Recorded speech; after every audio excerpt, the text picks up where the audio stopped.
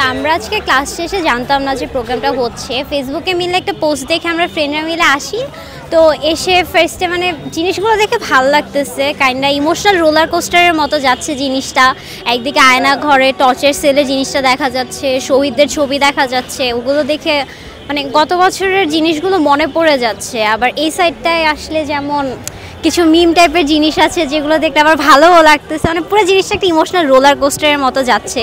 পুরা গত বছরের আগস্ট জুলাইয়ের মাসটা মনে করিয়ে দিচ্ছে যে কিভাবে আমরা আন্দোলনের সময় কষ্ট করেছি, তারপর আন্দোলন শেষে যখন হাসিনা পালায় গেল দেন আমাদের এনজয়টা কিভাবে করেছি বিভিন্ন মিমের মাধ্যমে, এগুলোর মাধ্যমে মানে দেখে ভালো লাগতেছে। খুবই ভালো একটা উদ্যোগ নেওয়া হয়েছে এটা। আসলে আমরা দেখতেছি, এনজয় করতেছি যে 16 বছর যাদের এত দাপট ছিল এখন তো তাদের আর খোঁজ নাই, তারা সবই বিদেশে বা কেউ জেলে আছে।